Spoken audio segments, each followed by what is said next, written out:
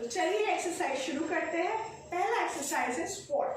Squat करने से पहले ध्यान रखिएगा कि दोनों पैर जो है एक दूसरे से हिप विड्थ अपार्ट, मतलब आपके जो हिप है उसके अनुसार दूर होने चाहिए, उस हिसाब से आप उसको खड़े रखें। आप ऐसे जब खड़े होते हैं, जब हम थोड़ा सा पैर को अलग करके खड़े हो रहे हैं हिप के डिस्टेंस में रख के, तो इसको हिप विड्थ अपार्ट बोलते हैं। इस तरह से आप खड़े हो जाइए और ध्यान रखिएगा कि ना तो ये बहुत दूर होने चाहिए, ना ऐसा, और ना ही बहुत पास। इससे क्या होगा, आपको बैलेंस नहीं रहेगा। तो इसलिए ये थोड़ा सा दूर एक दूसरे से आपके जहाँ पे आपका हिप आ रहा है, हिप के हिसाब से आप खड़े हो जाइए और आपको खुद ही फील होगा कि इस पोजीशन में आप कंफर्टेबल हो। दोनों हाथों को ऊंचा कर दीजिएगा सीलिंग की तरफ करते हुए।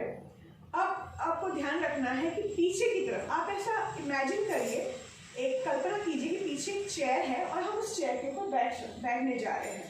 तो जब हम बैठने जाएंगे, हम अपने बट्स को, मतलब हम अपने आप को पीछे करेंगे इस तरह से, हाथ को ऊपर और पीछे करते हुए नीचे आएंगे। जब हम नीचे आएंगे, ध्यान रखिएगा कि दोनों जो आपके नीज है वो आपके टोस के आगे नहीं जाना चाहिए। मतलब आपके जो घुटने हैं वो आपके जो आपकी उंगलियां है पैरों की, उसके यहाँ पे ऐसे नहीं आना चाहिए, ना कि ऐसे जाना चाहिए, बल्कि आपके घुटने, मतलब आपके जो नीज और आपका जो एंकल है वो एक लाइन में रहना चाहिए। ठीक है, इस तरह से आप रहिएगा और 3 काउंट कीजिए लंबी और गहरी सांसें लेते हुए।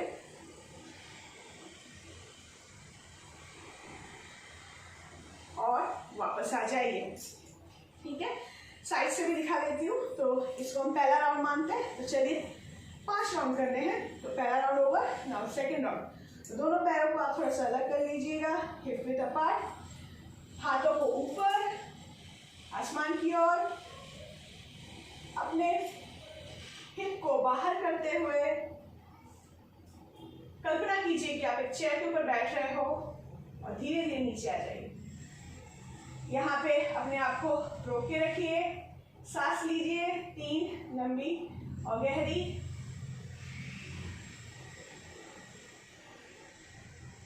और धीरे से वापस आ जाइए। दूसरा राउंड। चलिए तीसरा राउंड करते हैं साथ में। हाथ ऊपर, पीछे करिए अपने आप को, कल्पना कीजिए आप एक चेयर पर बैठ रहे हो, धीरे धीरे नीचे आइए, होल्ड करके रखिए, 3 लंबी और गहरी सांसें लीजिए अपने हिसाब से और वापस आ जाइए। चौथा राउंड। चलिए दोनों हाथों को ऊपर आसमान की ओर, हिप को पीछे करते हुए बैठिए, कल्पना कीजिए आप चेयर पर बैठ रहे हो, नीचे जाइए। ध्यान रखिएगा कि आपके जो नीज है वो टोस के ऊपर नहीं आने चाहिए, नीचे की साइड रहे आपका हिप, और 3 सांस लेते हुए वापस आ जाइए। और 5वां राउंड। चलिए ऊपर कीजिए हाथों को दोनों, हिप को पीछे, धीरे धीरे नीचे आ जाइए। जहां तक आप आ सकते हैं, अपने आप को बहुत स्ट्रेन नहीं करना है। ठीक है, दुखाव नहीं होना चाहिए, आपको अच्छा लगना चाहिए। 3 राउंड तक यहाँ पर रहिए, 3 लंबी और गहरी सांसें लेते हुए और धीरे से वापस। ठीक है, तो ये हुआ चेयर। अब हम करेंगे दूसरा एक्सरसाइज जिसको हम बोलते हैं सुमो स्क्वाट। तो ये सुमो स्क्वाट क्या होता है? सुमो स्क्वाट में अगेन ये आपके लेग्स के लिए है, थाइस के लिए है, फ्लेक्सिबल करता है, आपके हिप के लिए है, ये वाला जो एरिया है उसके लिए है। ठीक है, इसमें ये करने से इवन आपके नॉर्मल डिलीवरी के चांसेस के लिए भी होता है। 7वें 8वें 9वें महीने में करने से फायदा ये रहता है कि बच्चा नीचे की तरफ आता है। ठीक है, तो चलिए करते हैं। दोनों पैरों को एक दूसरे से दूर करना है और जो आपके टोज है, जो पैरों की उंगलियां है, वो बाहर की तरफ रहेगी। ठीक है, थाइस की तरफ नहीं, बाहर की तरफ। यस, ऐसे। ठीक, अब आप ऐसे रखने के बाद अब हम नीचे जाएंगे। बैठिए, दोनों हाथों को आप कमर के ऊपर रख दीजिए और फिर धीरे से नीचे जाते हुए जहां तक आप जा सकते हो इस पोजीशन में रहिए, 3 लंबी और गहरी सांसें लीजिए और धीरे से वापस आ जाइए। ये हुआ आपका एक राउंड। चलिए 4 और राउंड करते हैं। फिर से धीरे से नीचे आ जाइए जहां तक आप आ सकते हैं। यहाँ पे आपको खिंचाव महसूस होगा जो अच्छा है। 3 लंबी और गहरी सांसें लीजिए और धीरे से वापस। चलिए तीसरा राउंड करते हैं। 3 गहरी और लंबी सांसें लीजिए और छोड़िए और वापस आ जाइए। चौथा राउंड।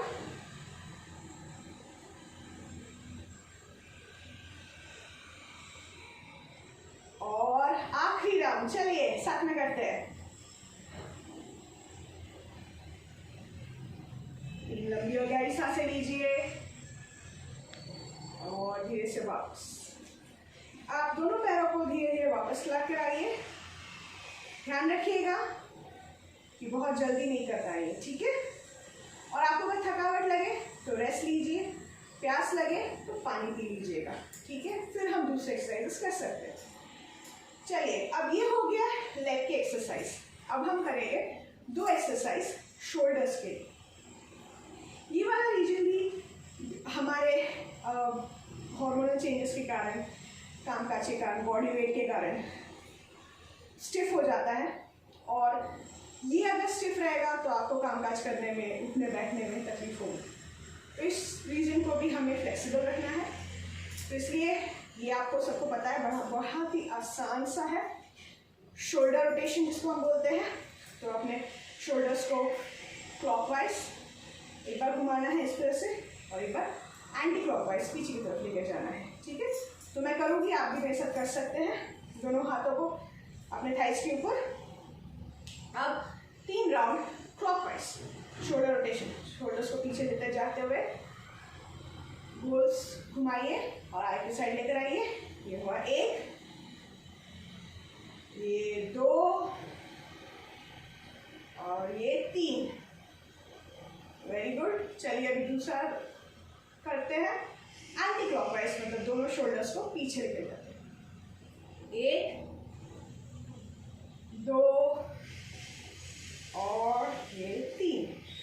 Very good. और चलिए दूसरा राउंड, दूसरा एक करते हैं शोल्डर्स के लिए, जो बहुत ही आसान है।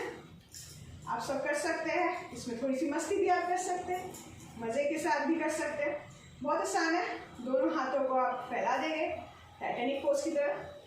और अगर आपकी इच्छा हो तो आप ऐसे ऐसे हिला सकते हो, घुमा सकते हो, जो करना है करिए। बट ध्यान रखिएगा कि दोनों हाथों से आपको मुट्ठी बनानी है और फिर खोलना है, ठीक है। तो चलिए शुरू करते हैं। 10 राउंड करेंगे इसके, ठीक है। तो आप अपने हिसाब से कीजिए मस्ती करते हुए। 1, 2, 3, 4, 5, 6, 7, 8, 9 और ये 10 हो गया। तो चलिए अब आखिरी राउंड, जहाँ पे हम बैठ के प्राणायाम भी करेंगे, छोटा सा ओम चैंटिंग और एक आखिरी एक्सरसाइज। चलिए मैं बैठ जाती हूँ।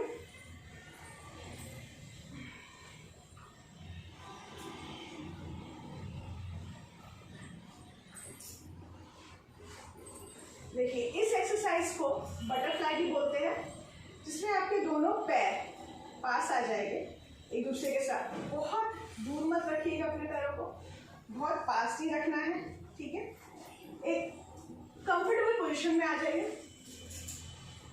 दोनों पैरों की जो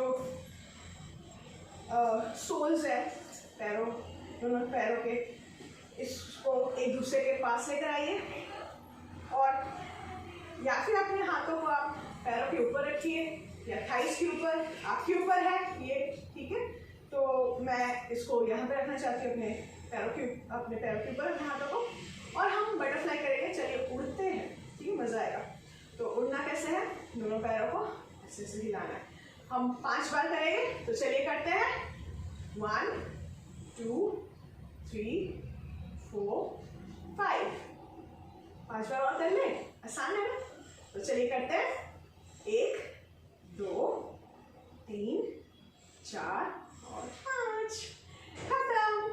तो चलिए हमारा एक्सरसाइज खत्म होने आया, और खत्म होने से पहले 3 बार हम ओम चैंटिंग करेंगे ताकि हम भी थोड़े शांत हो जाए और ईश्वर से एक कनेक्शन बिठाए, अपने बच्चे से एक कनेक्शन बिठाए, और हमारा बच्चा जो हमारे अंदर पल रहा है वो भी काम और शांति का स्वरूप हो। तो उसके लिए तो करना ही पड़ेगा। चलिए करते हैं, ठीक है? ये आपके लिए भी अच्छा है, बच्चे के लिए भी अच्छा है। और एक्सरसाइज के बाद हमेशा एक अगर आप चैंटिंग के साथ भगवान ईश्वर का नाम लेते हुए अगर इसको ख़त्म करते हो तो आपको बहुत अच्छा लगेगा। तो चलिए दोनों हाथ करते हैं ये। उसके लिए दोनों हाथ तो हथेलियों को या फिर आप अपने थाइस के ऊपर रखिएगा, या इस मुद्रा में आ जाइए जिसमें आपके थम्स और आपका जो इंडेक्स फिंगर है वो दोनों एक साथ आ जाएंगे। थाइस के ऊपर रखिए, आंखें बंद कर लीजिए और गहरी सांस लेने के बाद छोड़ते हुए ओम का उच्चारण करना है, ठीक है? तो चलिए शुरू करते हैं। एक लंबी और गहरी सांस लेते हैं और छोड़ते हुए ओम का उच्चारण करते हैं।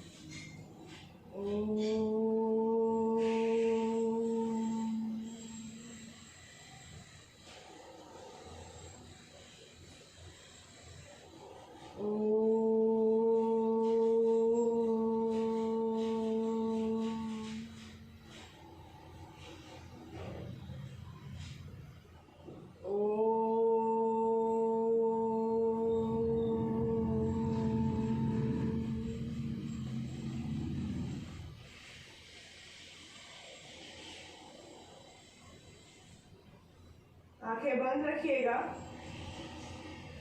और आपके आसपास में जो भी चीज़ें हो रही है या जो आपको आवाज़ें सुनाई दे रही है उनको आप सुनिए, आपका ध्यान उसमें केंद्रित करिए।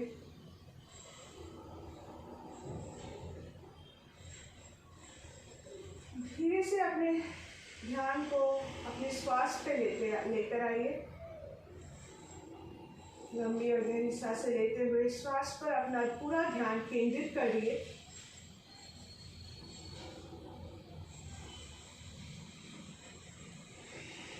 श्वास से ही आप ईश्वर से जुड़ सकते हैं। इस श्वास के साथ अपने परम इष्ट देवता के साथ एक जुड़ने का एहसास महसूस कीजिए। आज आपने ये एक्सरसाइज किया, ये अच्छा सा दिन है, आपके ऊपर भगवान की कृपा है, घर पे सब खुश है, खुशहाली है और आए, उसके लिए भगवान और ईश्वर को धन्यवाद। आप ईश्वर को धन्यवाद दीजिए कि एक नई सी जान आपके अंदर बड़ी हो रही है या हो रहा है, पल रही है। उसके लिए ईश्वर को धन्यवाद दीजिए।